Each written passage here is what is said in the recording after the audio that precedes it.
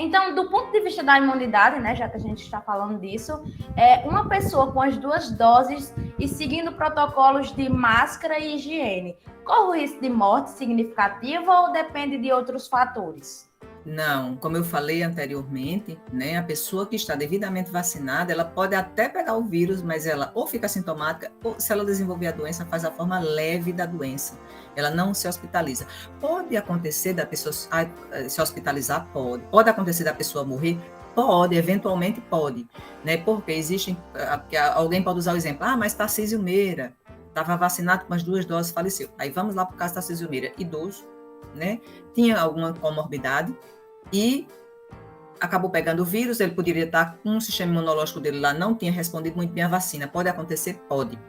Então, o que é que pode acontecer numa situação dessa? Tem pessoas que podem não responder muito bem à vacina, mas se você está lá com sua máscara, devidamente lá, se protegendo, fazendo o distanciamento, dificilmente você vai pegar esse vírus. Pode acontecer uma eventualidade? Pode acontecer, isso não é impossível. De acontecer na universidade, de acontecer num shopping, de acontecer num bar, de acontecer em qualquer lugar. Não é só na universidade. Então, dizer, mas vou para a universidade, vou pegar vírus lá. Tá. Você pode sim, mas você pode também pegar lá no shopping, você pode pegar lá no estádio de futebol que você foi, naquele show, na praia, em qualquer canto, entende? Mas que a vacina reduz de maneira extremamente significativa, né? Isso, assim, e essa redução, os estudos mostram, aí é para cima de 80%. Né? Os estudos de efetividade de todas as vacinas já têm mostrado isso. E com a terceira dose, isso se fortalece. E agora já vem a terceira dose. Então, com a terceira dose, gente, realmente, essa justificativa vai por terra. Antes de passar para Hermenegildo, que deve ter já outra pergunta, eu conversando com um colega, falando dessa questão da efetividade de vacinas. Obviamente, não sou da área da imunologia nem da epidemiologia, mas a conta que a gente estava fazendo era uma conta simples de proporcionalidade. É bem verdade que no Seridó, há umas 3, 4 semanas atrás, houve um pico de 100% de ocupação. Entretanto, o que havia? No início da pandemia, no auge da pandemia, o Hospital do Seridó chegou a contar com 40 leitos. E na ocasião que esses leitos foram para 100% de ocupação, eram apenas 9. Então, assim, havia 9 pessoas internadas. Se a gente fosse pegar o dado absoluto do percentual, óbvio, eu não posso comparar um percentual de 9 com um percentual de 40, né? Eu tenho 2 amostras diferentes. E aí, quando a gente fazia a proporcionalidade, ou seja, o que seriam esses 9 casos se não tivesse havido um contingenciamento de leitos, ele chegava a 15%, 20%. Sim. Então, apesar de ter o número lá 100% de ocupação, que é verdade, estava de fato, mas em termos da pandemia, do cenário, eu só posso comparar com o passado, eu teria que fazer essa comparação dos 9 leitos com um universo de 40, Perfeito. Que daria algo ali em torno de 15%, 20%. Isso então, mesmo. O que isso significa? Que, de fato, o que a gente está observando, se eu estiver errado, me corrija, por favor, é que a vacinação, ela mostrou a sua eficiência. Isso. Ela mostrou a sua eficácia, né?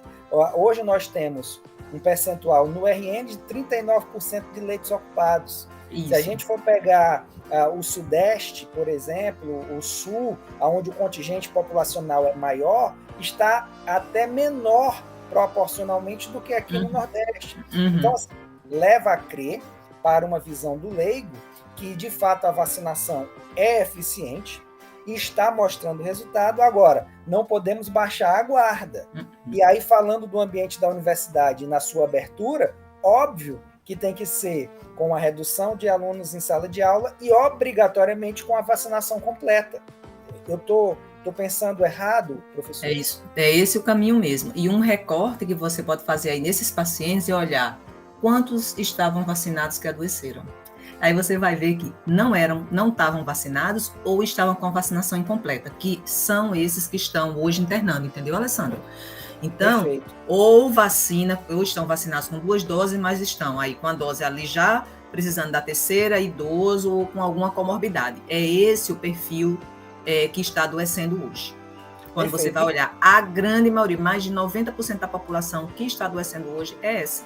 Que estão chamando aí de pandemia dos não vacinados, que eu não gosto muito desse termo, inclusive, porque a pandemia é de todos. Como eu falei, quem está vacinado pode fazer a transmissão, participa do ciclo de transmissão do vírus. Não faz a doença grave, mas transmite. Então, não é uma pandemia de não vacinado, é uma pandemia de todos, né? Porque você precisa continuar usando máscara, a gente tem uma vacina que ela é assim, a gente chama, ela não é esterilizante, mas ela protege bastante. Então, a vacina faz esse papel que você está falando aí. Ela é extremamente eficiente, mas eu tenho que vacinar muita gente. Então, as pessoas que estão adoecendo são não vacinadas. Então, se eu tenho no meu corpo docente e discente e de servidores técnicos, todo mundo, né, que deveria, a gente acredita que numa comunidade universitária, as pessoas são conscientes o suficiente para saber que a vacina é importante, vamos pensar que 100% está vacinado, eu quero acreditar nisso, eu quero acreditar que não exista nenhum docente, nenhum discente, nenhum servidor técnico que não se vacinou, porque, ao meu ver, isso numa universidade, principalmente numa universidade pública, é inadmissível, porque é um centro de conhecimento, né? Então, vamos acreditar que todos estejam vacinados, isso é maravilhoso. Então, a gente está num ambiente muito favorável que as pessoas possam fazer um retorno com muita tranquilidade, um planejamento de retorno, na verdade, né, com muita tranquilidade, com muita segurança, porque a gente está num centro de conhecimento, de produção de conhecimento, né?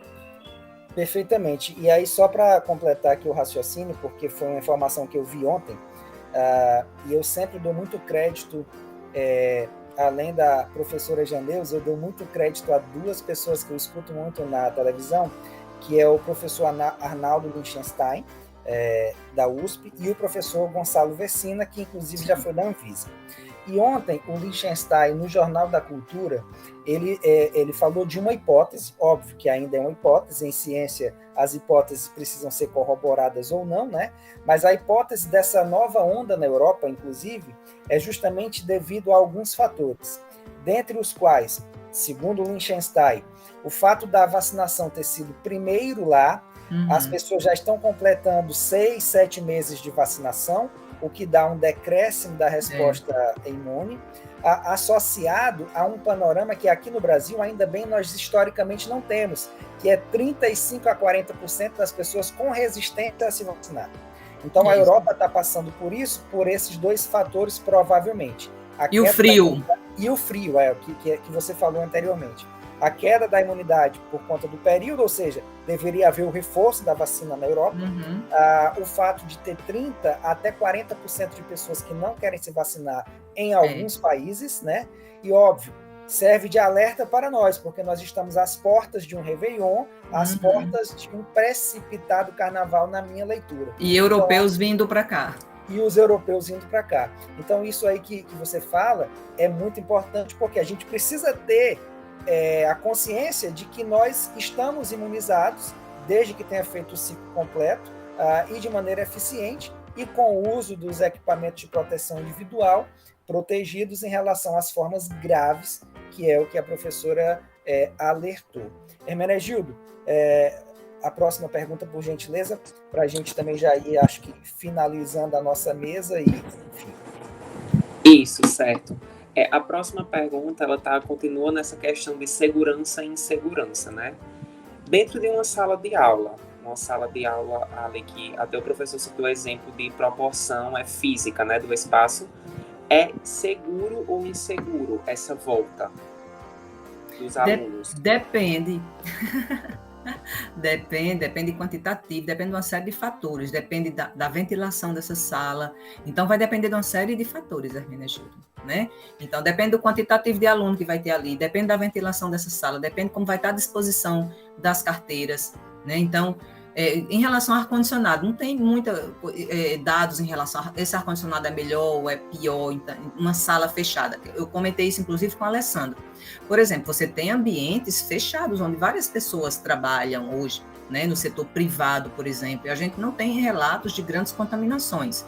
Então, dependendo do tempo também que essa pessoa está ali, naquele ambiente. Então, todos esses fatores têm que ser muito bem avaliados. Então, aí a gente chama os colegas físicos. A universidade tem esses colegas físicos para nos ajudar. Daí, a importância desse planejamento.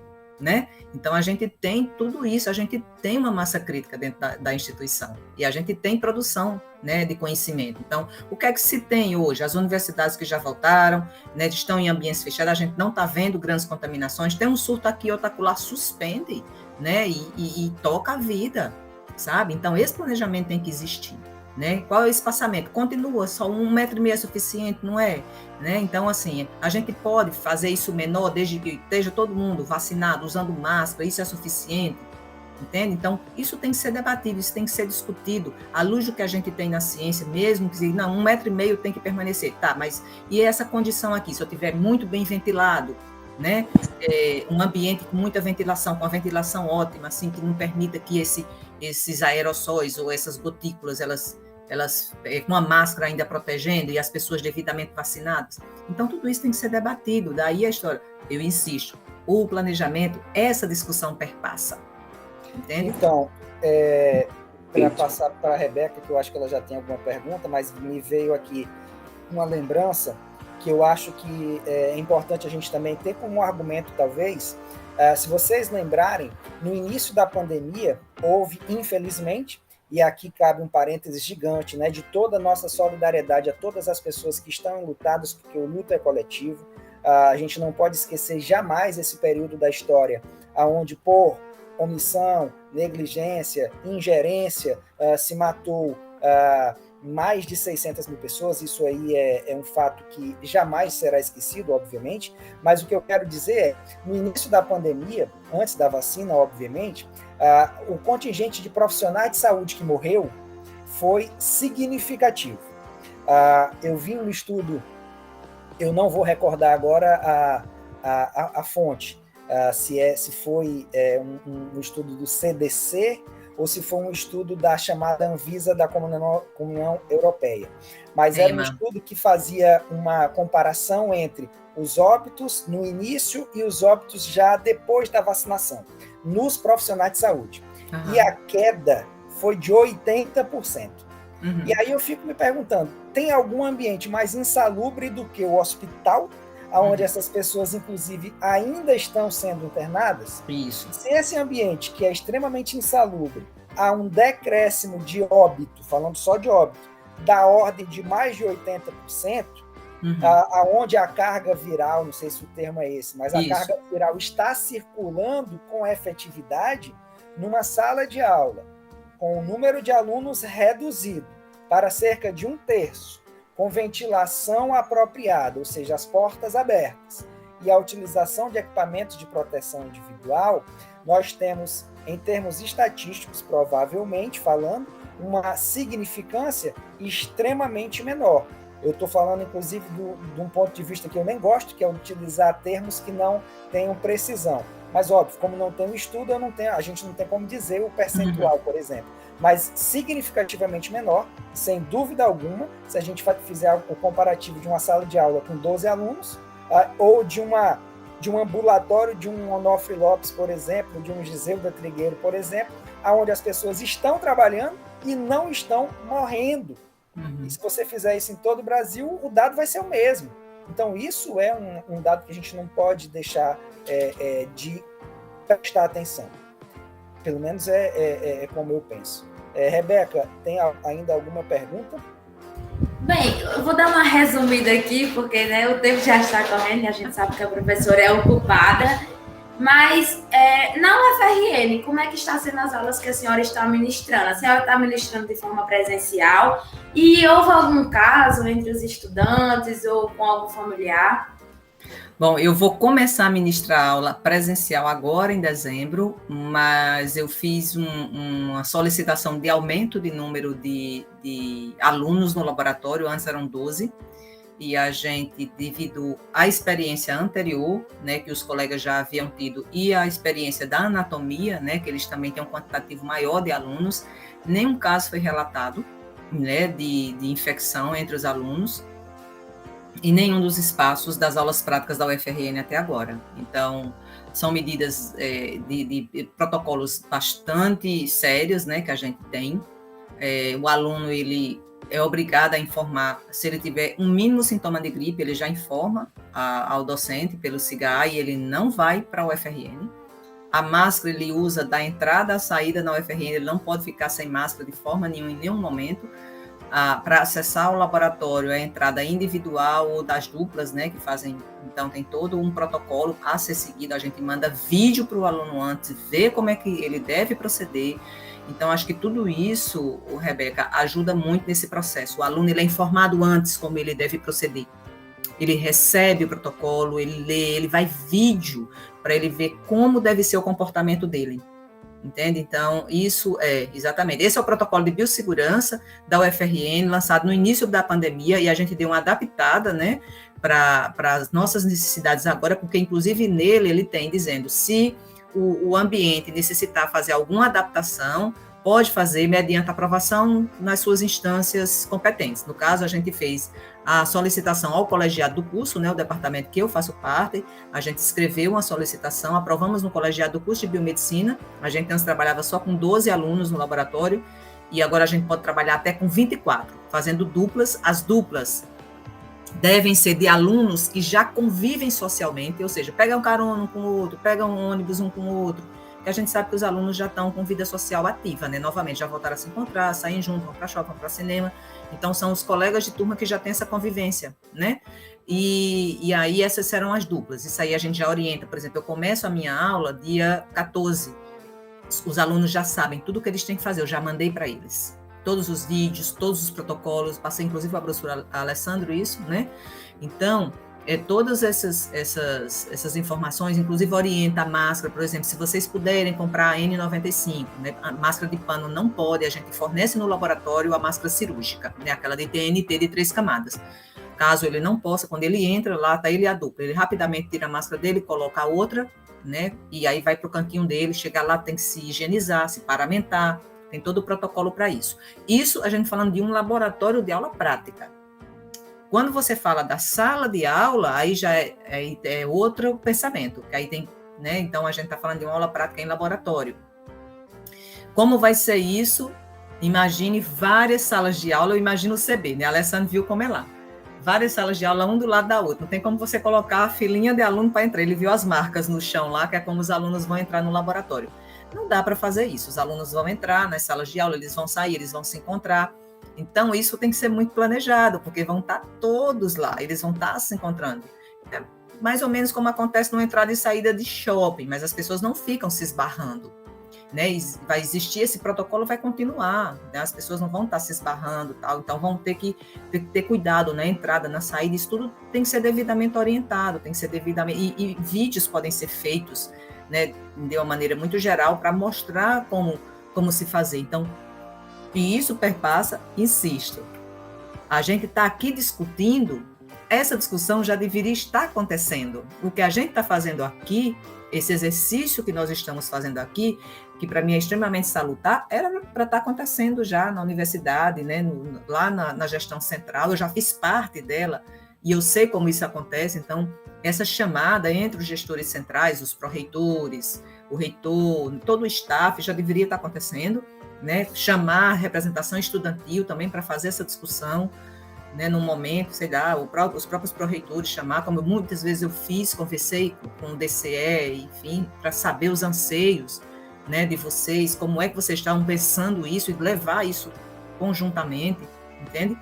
Essa necessidade de vocês, eu acho que a conversa ela é sempre muito boa, para ouvir o que é que o aluno está pensando, é maioria, é minoria, enfim. É um debate importante, o debate ele tem sempre que ser feito de maneira salutar, sabe? Conversar não mata ninguém, né? Muito pelo contrário, eu gosto de conversar, como uma boa sertaneja. Pois é, professora Janeuza, já que a gente finalizando, eu fiz questão, né, durante sua fala, de trazer o protocolo, que inclusive eu fiz uma busca rápida aqui no próprio Google, e é um protocolo que está hospedado no sítio da Progesp, né? Sim, exatamente, está lá no sítio da Progesp, isso.